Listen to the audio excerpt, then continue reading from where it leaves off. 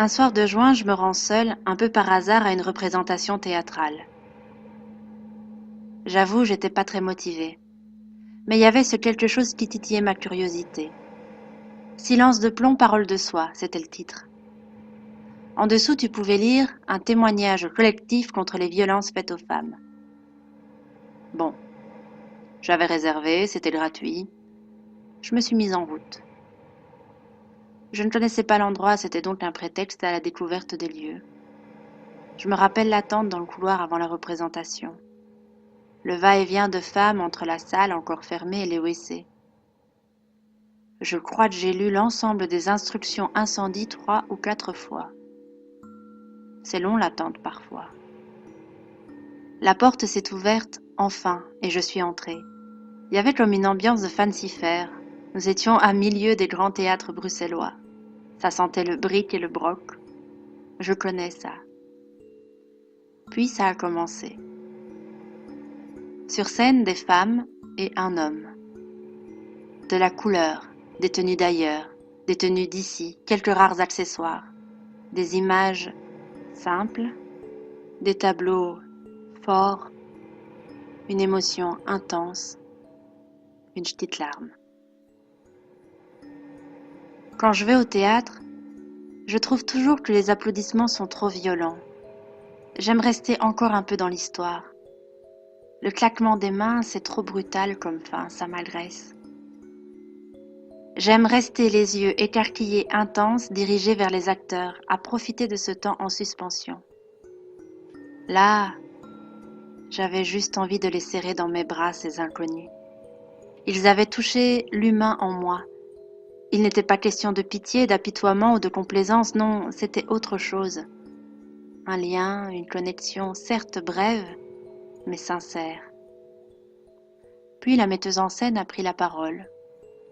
Je ne me souviens pas vraiment de ce qu'elle a dit, probablement des remerciements, un mot sur les collaborations, l'expérience. Dans ce flot de choses ordinaires, une invitation. Une proposition à continuer la réflexion devant un bon verre au bar. Bon, c'est plutôt habituel.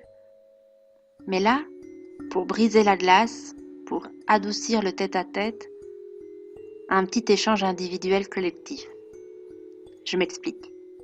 La metteuse en scène demande au spectateur de choisir un mot à dire au comédien. J'avoue, j'ai pas fait vraiment dans l'original. J'ai dit merci. Puis, quand elle est arrivée au bout de la dernière rangée, elle nous a demandé une statue qui résumerait notre vécu. Elle a compté, nous nous sommes modelés, ils, les gens sur scène, nous ont regardés.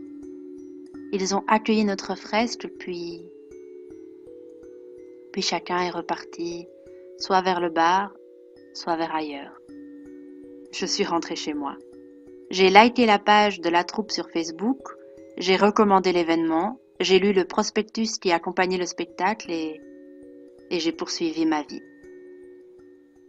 Un jour dans mon fil d'actu, un masque neutre, un texte sur fond noir passe.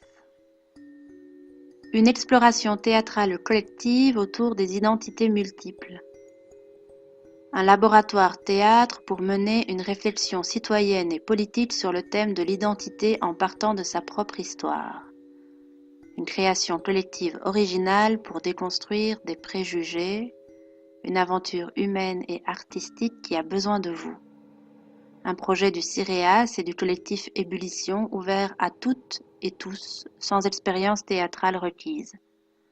Participation gratuite mais obligation de s'engager pour l'ensemble du processus. Une séance d'infos, 12 jours de création, 3 journées de répétition, première du spectacle, renseignements et inscription au projet. Tout de suite j'ai eu envie d'en être, je me suis inscrite. De la réunion de présentation, je ne me souviens que de ce rituel un peu déstabilisant. Un cercle, une main vers le ciel, une main vers le sol, des mains inconnues qui s'emboîtent, des yeux qui se ferment, une respiration qui ralentit, un corps qui se détend, des regards qui se croisent, des joues qui se colorent, des timidités confessées. Puis des mains qui se quittent. Une micro-rupture, un petit déchirement, un au revoir, un adieu. Des rendez-vous ponctuels de janvier à mars, c'est le programme. Le premier atelier avec gants, écharpe et bonnet. Panne de chauffage oblige. Face à l'adversité, le groupe s'est pourtant constitué. Ah, les vertus de la chaleur humaine. Des tableaux, des images, des statues, des déambulations, des yeux sur l'autre, sur moi, des post-it étiquettes, des affirmations à définir et à affirmer. Je suis chamboulée. Identité Jenga. Se positionner dans l'espace pour se positionner en soi parmi d'autres sur le même chemin que moi.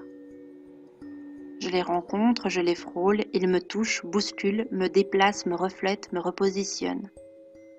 Je suis face à moi, face à elle, lui, eux.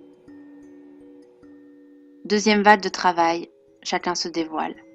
Des masques, des objets, des chaussures comme accessoires de striptease. Je suis habillée dénudée. Nous sommes révélés. Intimité partagée, instantané capturé de nous, de toi, de moi, fraction d'éternité. Je me connais à peine et tu sais déjà tellement de moi. Troisième lieu, ça prend forme. Un puzzle de chaque, une mosaïque de nous, une intersection. Je suis à présent un peu de tout. Italienne, française, belge, guinéen, marocain, homosexuel, hétéro, femme, homme, grosse, mince, blanche, noire, à lunettes, végétarienne. Je suis. Des chemins ont croisé le mien. Je ne suis plus tout à fait la même, mais je suis. J'ai marché auprès d'autres, j'ai cheminé. Le 24 mars, je suis sur scène avec elle, avec lui, avec eux. Je forme ce tout, multiple et mouvant, en lien. Identité connectée. L'aventure se prolonge un peu, et puis s'achève. Les au revoir, les adieux. Je ressens dans ma chair ce que disait Borges. Chaque personne qui passe dans notre vie est unique. Elle laisse toujours un peu d'elle-même et s'en va avec un peu de nous. Certains peuvent prendre plus que d'autres, mais aucun ne peut rien laisser. C'est la preuve évidente du fait que deux âmes ne se rencontrent pas par hasard. Je les emmène donc avec moi, mosaïque en mouvement. Je reprends la route et yallah.